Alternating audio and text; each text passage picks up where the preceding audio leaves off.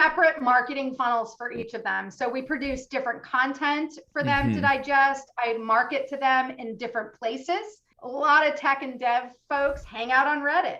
Our comms buyer, our CMO, doesn't. So I'm going to go there and I'm going to serve up a white paper or a data piece that's really something that tech folks really want over there. Welcome back to another episode of Marketing Conversations with Lamp House Films, the show where we bring you direct access to tips and insights from today's marketing thought leaders. I'm your host, Josh Henry. Lamp House Films is a production company that creates film-centered marketing campaigns. Our passion, both in our commercials and on the show, is to help companies create marketing that is honest, beautiful, and effective. Today, we're joined by Marcy Massura, the CMO of Brightspot and a leader in establishing brand influence from the inside out. But first, make sure to subscribe and click the link below to get our free bonus content. If you've been enjoying the show, we would love to hear from you. So leave us a review. It takes about 20 seconds and helps other people find the show and hear from these amazing marketers. Now, let's jump into our conversation with Marcy. I think especially more and more now, people want to know that the companies that they're giving their money to aren't evil. I think that's like a growing priority. There was a big study, I think like 5 or 6 years ago on millennials, but millennials aren't really young anymore, but whatever. There was a study on people that was top of mind for brands that they invest in, meaning that they're going to spend money with. It matters to them that they're not an evil empire. You know, I think it matters. I think we're seeing that with Facebook today. And we saw this started about 3 or 4 years ago where brands actually started pivoting away and advertisers pivoted away simply because of news stories, right? So no other, not on return, but simply on news stories. So we know it's a motivating factor, as it should be. So I think as marketers, we're becoming more and more aware of this, but then there's also like a really ugly way of doing that. Like, hey, we're all probably terrible people, but today we're going to go build a playground and then we're going to come back and be terrible people more. And we're going to write a blog about it. Totally. Not like anybody thinks that they're a terrible person. Look at our pictures. So, it must be really good people. Yes. So how do you, I think it's great that for you guys, it's a part of who you are and it's a part of your marketing message, but how do you make it a part of your marketing message without it becoming like that other thing?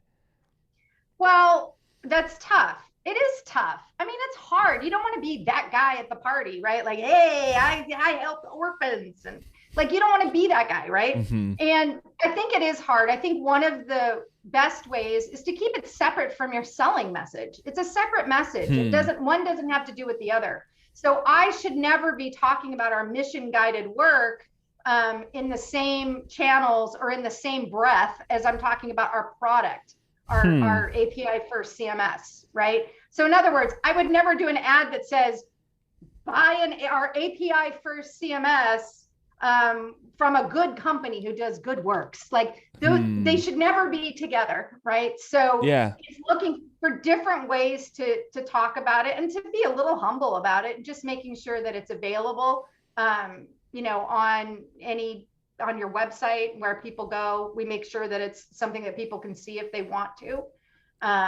But most importantly, it's about making sure that we continue to give those experiences to our employees so that our employees can also talk about, hey, it's so cool that my company does this. That's what means the most to us is that they can share that message and they don't have to go out and say, hey, we have a really cool content management system. Like, I don't. I'd rather have them share the good stuff.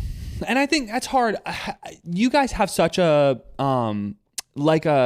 complicated, maybe isn't the right word, but it is like it is a robust, complicated to articulate offering that, and perhaps you don't feel that way because you spend so much time figuring out how to articulate it.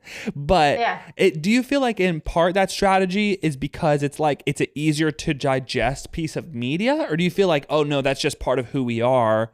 And so, no, part of it comes from the origins of the company, and it also comes from our ICP, which is our ideal customer profile, in that a large portion of the people that are buying from Brightspot are technical buyers. They're hardcore dev guys, and they don't want the light, glossed over stuff.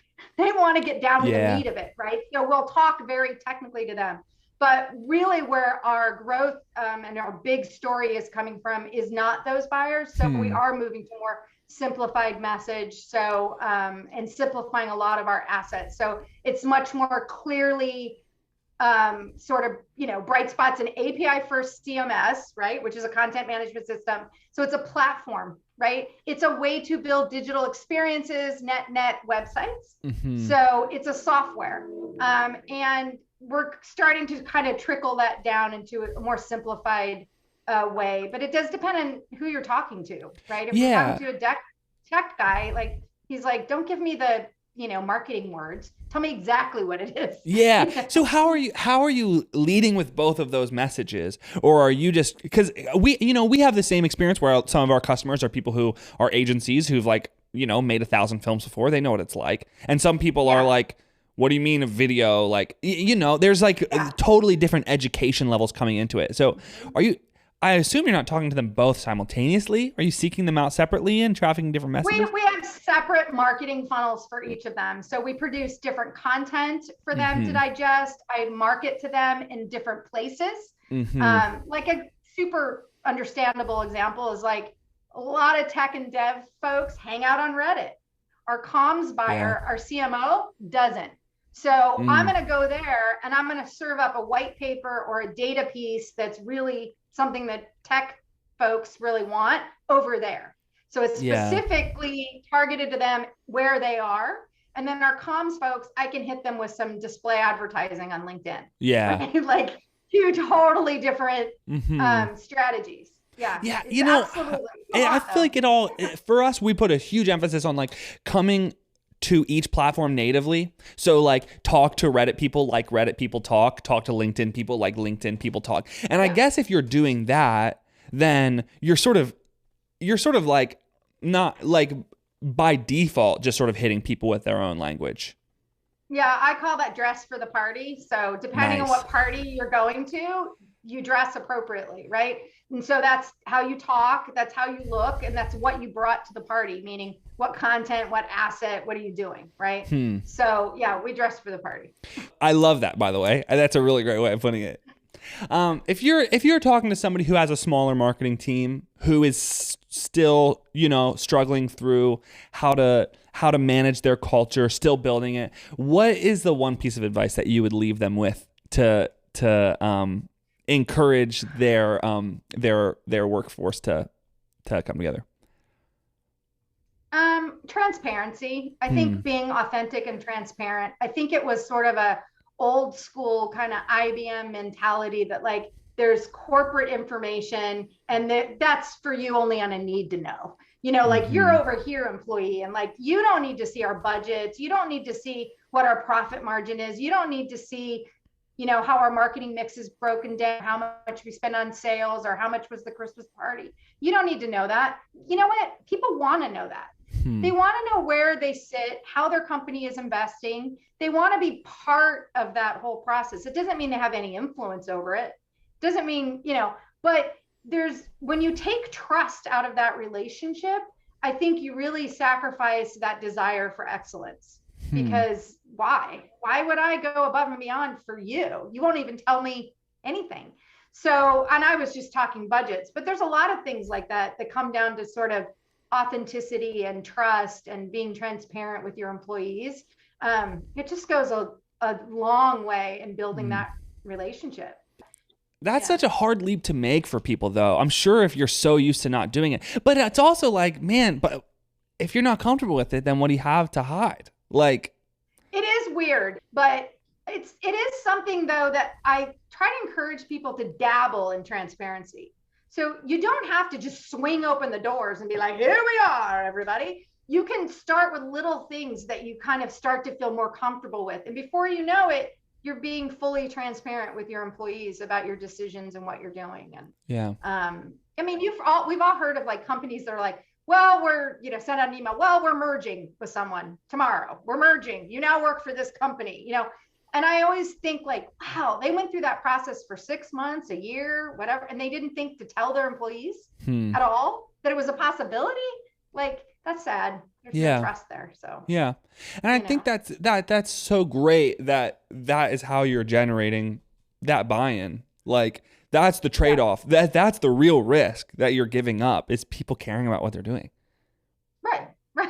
I mean, it generally works in your favor. If you show people that you care, that they are informed, they will then care about you. Yeah. And you, in this case, being, the brand, or the management of the brand. So yeah, it's every relationship is risky though. Right. I just don't think we just don't think enough of our employees as people that we're in relationships with. Yeah. I think we group them by saying employees, like these are people, these are humans, and you're in a relationship with them, and you should treat them with the kindness, that everybody deserves, really. Yeah. And if you, and like in any relationship, if you want them to be honest with you and to be with you, you got to be honest with them and be with them first. Exactly. Yeah. Exactly. Yeah, seems logical. Yeah, when you put it logical. like that and break it down to like its essence, it feels very obvious.